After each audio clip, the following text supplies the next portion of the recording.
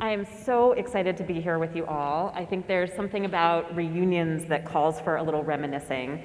So I have my own memory that I wanted to share, which was the last time I was on this stage was 15 years ago. It was also a reunion weekend, and I had just graduated from the business school, and I had the opportunity to share with a room full of alumni, maybe even some of you, the results of a project that I had worked on in one of the very early classes at the D.school.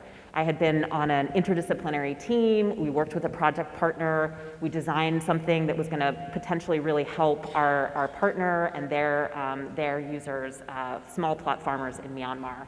So I got to share just like the glimmers of what that project was starting to show in terms of results.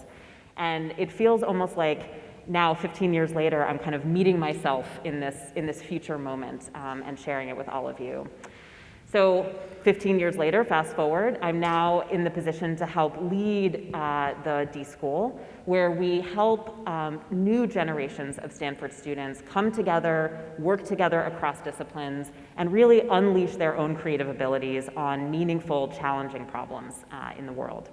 So often when I start this kind of a talk with a group of people just like you, I ask everybody to think about when in the past year have you had a moment when you have experienced uncertainty or ambiguity? And I give people to think for a moment, and they have to reminisce. So I'm not going to ask you to do that because we would be here all weekend, right? We are all living through this time where every single one of us, whether we are the CEO of a large company or we are just trying to get our kids through school or we are trying to solve challenges in our neighborhoods and our communities, we are being faced with challenges that have been really hard to be prepared for.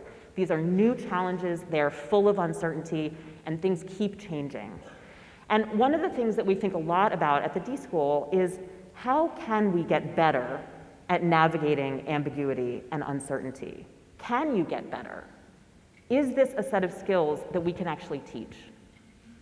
And we think it is, because at the D.school, we are constantly giving our students these kinds of challenges in order to help them prepare for solving problems that don't have one right answer, don't necessarily have a clear pathway through, and are full of ambiguity and uncertainty. So I'm going to share the example of one group of students who did this very successfully to help illustrate what this can look like. So we had a team of incredible students a few years ago, Jesse, Shahed, Katie, and Edith, and they came from all different parts of the university. We had 2 medical students and a public policy student and a civil engineer. And they were working together with an organization, a partner in southern India called the Narayana Health Hospital Chain. And this hospital chain, their mission is to provide extremely high quality healthcare at very low cost and at large scale. And so our students went into this project thinking, okay, our goal is to help design something that could help this hospital become more efficient, help them take some of the cost out of one or more of the services. We think we're designing something for the folks who run the hospital, the administrators, or maybe some of the clinicians. And that was kind of their hypothesis, their hunches as they went into this project. Now, when they arrived in India to start their research and meet with folks all across this hospital, the first thing that happened is they had to improvise because they arrived a week before their partner thought they were going to come. So nothing was arranged as they had expected, and they really were on their own. They had to figure out how to navigate that kind of uncertain moment. They started chatting with people, they started interviewing people. One of the things that they noticed is that there were a lot of people in this hospital who were waiting. They were waiting in waiting rooms, just like you see in any hospital, and as you just heard about in Dan's example story. But they were also waiting in the hallways. They were waiting outside. And as our students started to approach them and do some interviews and understand what was going on, they noticed that these folks were carrying a lot of anxiety. And they realized, okay, most of these people are the family members of patients, and they do not have enough information about what's happening with their loved one. They don't have direct access to the clinicians. They're really stressed out and concerned about what is going to happen to their loved one once they return home. And so our students continued their research. They talked to many people within this whole ecosystem, and they spotted a lot of opportunities for design work. But when they came back to Stanford, they couldn't stop thinking about this very powerful, very emotional set of human needs that they had uncovered. And ultimately, after a lot of struggle, they decided that's the need that we're going to try to address. We are going to try to design something for these family members to help alleviate this kind of needless suffering that they're going through that's being caused by this lack of information.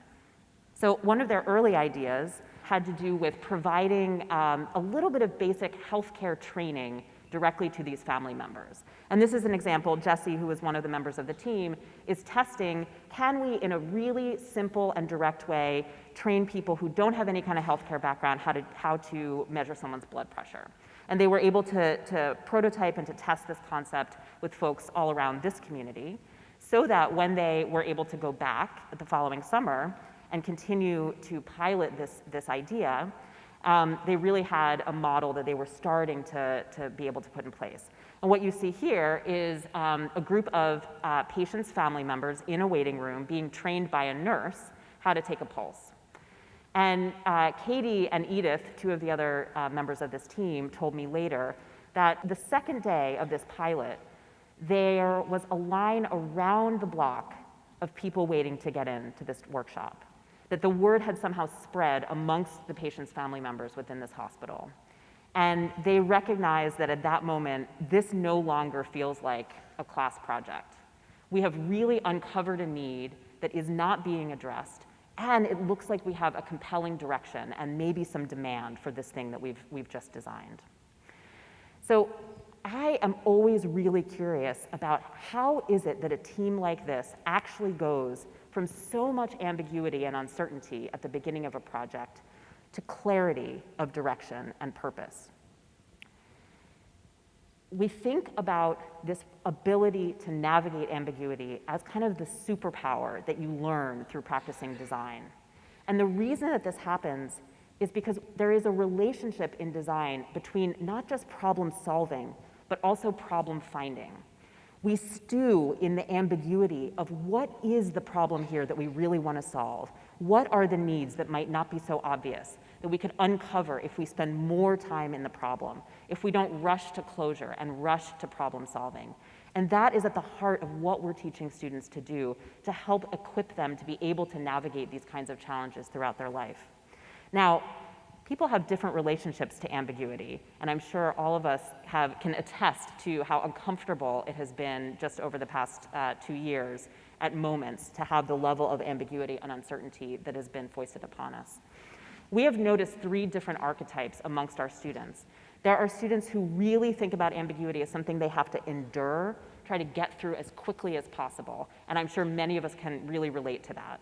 There are folks who think about ambiguity as something they want to engage selectively, because when ambiguity is present, that is actually what allows you to notice those non-obvious needs, and often that is where innovation or really meaningful design work can come from.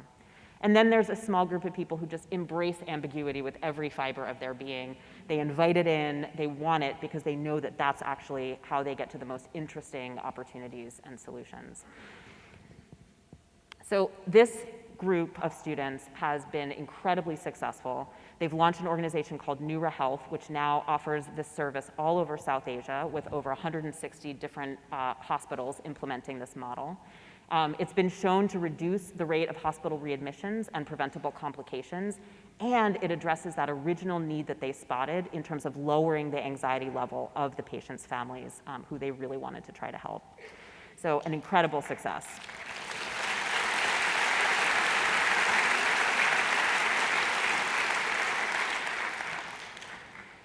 This is one of hundreds or even thousands of examples of the kinds of projects that our students work on. We've had them work on things like substitute teaching. Our alums are working right now on redesigning the process of applying for public benefits in the state of Michigan.